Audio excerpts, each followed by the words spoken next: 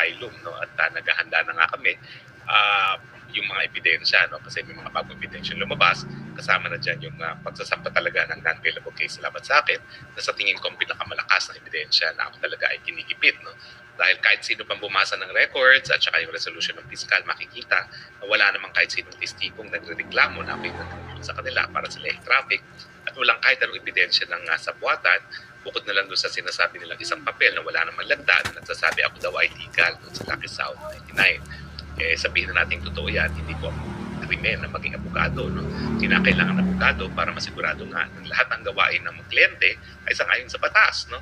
At kung ang pagiging abogado ay dahilan para ikaw ay masampahan ng non-bailable, baka wala ng abogado mag-practice, no? Sa takot na pati sila, dahil abogado lamang sila, ay pwede nang sampahan ng non-bailable offense. Pero hindi yan po ang ating pag-uusapan. Yan lang po yung dahilan kung bakit kahapon ako'y na-busy, kasi nga biglaan ako pinatawag, no? Meron po kasing organisasyon na tumutulong sa akin sa asylum, at meron din akong abogado na separate, no? So pareho po akong pinatawag kahapon ng ura-urada, at siyempre po hinahanda lang yung mga ebidensya, hinahanda ko rin dapat po sa Pilipinas, at mabuti ng handa dahil alam nilang mainit talaga yung aking aplikasyon. Ang sabi nga ng IND, ako daw ang pinakapopular na asylum seeker sa kanilang opisina ngayon, no? At siyempre maraming mga nakatutok, so dapat laging handa dun sa kaso. Anyway, pag-usapan po natin ngayon. Alam niyo po, bagamat maraming maanghang na sinasabi sa akin si Secretary Remulla, at least si Secretary Remulla, lalaking-lalaki ko. Hindi po yan nagsisinungaling. Naalala nyo, Hulyo pa lang ng 2023, sinabi na niya, bagong-bago pa lang administrasyon ni Tatay Digong, ni Marcos Jr., sinabi na niya na mukhang nagkaroon na ng bagong pulisiya pagdating sa operasyon sa ICC, no? Sinabi niya na bagamat ang salita ni Marcos Jr. ay hindi sila makipagtulungan dahil ito'y maging labag sa soberenya ng Pilipinas sa ICC, sinabi na niya na talagang nakikipagtulungan ng Pilipinas at tinitignan nga kung babalik pa sa ICC. Ibig sabihin, sa mulat-mula, hindi po yan nagsinungaling. Ang sinungaling po talaga si Marcos Jr. Palagi niyang sinasabi na hindi makipagtulungan, labag sa soberenya, pero in the end, malalaman natin, siya pa ngayon ang nag-volunteer na dalhin nga sa dahig ang pagkatao ni Tatay Digong. Si Secretary Remulla at least, lalaki. Hindi yan po nagpapaligoy-ligoy, hindi nagsisinungaling. Sa mulat-mula, ang sabi niya, makikipagtulungan tayo sa ICC. Walang din sinasabi kung bakit. Siyempre, si Bibi Sara at ako naniniwala na ang pagpapadala na dito kay Tatay Digong sa dahig at ang pagigipit nila sa kay Tatay Digong sa ICC, yung pagtutulungan sa ICC, ay pamamaraan para magkaroon ng Marcos Forever. Dahil alam naman natin na talagang ang hindi nila matalo-talong kandidato, lumabas naman ito sa latest survey, no? 33% ang boboto talaga kay Bibi Sara. Pinakamalapit na katunggali niya ay 15%, si Leni Robredo, no? At itong si Tulfo ay number 3 na lang, parang 9% na lang boboto sa kanya kung magkakaroon ng halalan ngayon, no? Kaya itong ginagawa nila sa kay Tatay Digong, ito ay pamamaraan para masira ang mga Duterte. At kung masusunod ang gusto nila, gusto nga nilang masali pa sa kaso sa ICC itong si Inday Sara. Sa tingin ko malabo mangyari, no?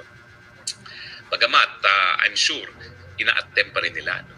Pero itong pag-amin ni Secretary Remulla na nakikipagtulungan ng ICC ngayon sa pagpapadala at paggastos sa mga pamasahe at iba pang mga gastos ng mga testigo laban kay Tatay Digong sa dahig ay patunay na sa mulat-mula hindi pa talaga nangyayari yung maisog ng Enero of 2024 kung saan inakusuhan ng diretsahan ni Tatay Digong na si Marcos Jr., yung kandidato para presidente na gumagamit ng droga sa kanyang syudad na Davao. Talaga nagkaroon na ng desisyon ang Marcos Jr. na makipagtulungan sa ICC dahil nga gusto nilang matanggal ang mga Duterte. Nakakainis nga dahil naalala ko nung July nga, nagpatawag pa ng meeting yan, kasama pa ako sa meeting at kunwari tinanggap niya yung aking opinion na hindi dapat makipagtulungan, labag yan sa soberenya, labag yan sa saligang batas. Bakit po labag sa saligang batas? Kasi nakasaad doon na judicial power sa ating saligang batas vests only in one Supreme Court and all other courts that may be created by law. Ready to enjoy more Chicken Joyous moments?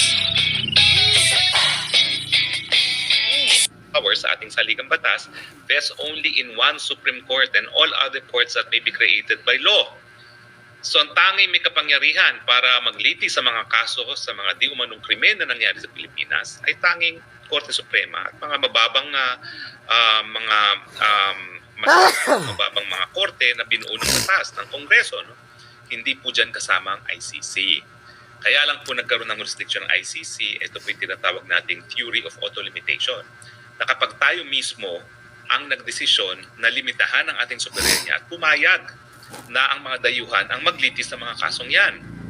Sa katunayan po, kapag nagkakaroon ng agawan ng teritoryo, ang mananalo sa pag-agawan ng teritoryo ay yung batas ng pinakamalakas na ebidensya na sila talaga ay umaaktong soberenya. At sa isang desisyon ng ICJ, no, sa panig ng kaso sa panig ng England at saka ng France, ang sabi ng ICJ, yung World Court, ang pinakamalakas at pinaka-persuasive na ebidensya na mas malakas ang soberenya mo ay yung paglilitis ng mga kaso. Kasi pag-exercise ng judicial jurisdiction ay isa sa pinakamalakas na ebidensya ng pagiging soberenya. So, mabalik tayo dun sa sinabi nga ni Secretary Remulla na sa mulat mula, makikipagtulungan talaga sila sa ICC.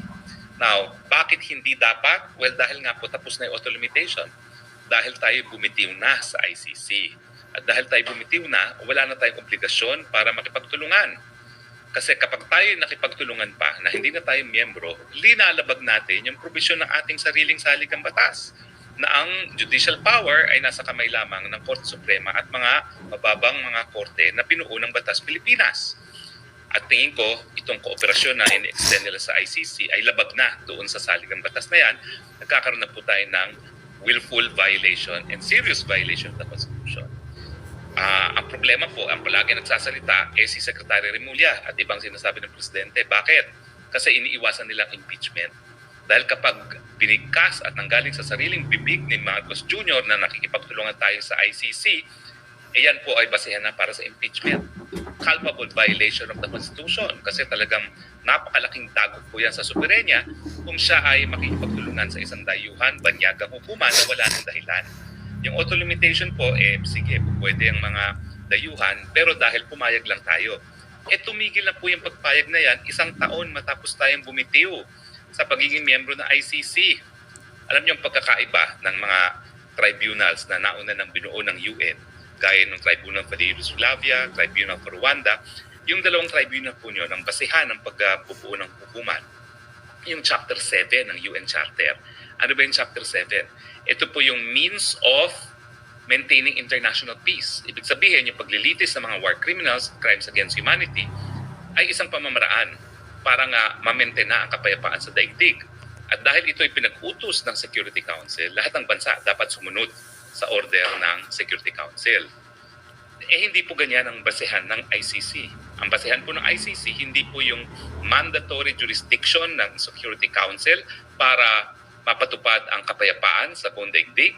Kung hindi, yung voluntaryong pagiging miyembro ng mga iba't ibang bansa. No? At dahil voluntaryong pagiging miyembro, voluntary rin ang desisyon kung sila ay bibitiw. Wala makakapagpigil sa kanila kung gusto nila. Ang issue nga is gano'ng katagal yung obligasyon na makipag-cooperate kung ikaw ay bibitiw.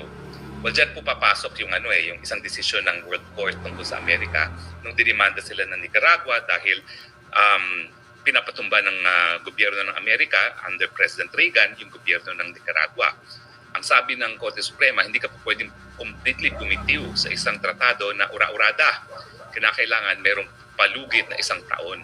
Kaya nga po, binigyan ng Rome Statute of ICC ang mga ahensya, ang mga prosecutors, ang hukuman mismo ng ICC ng 1 taon para magsimula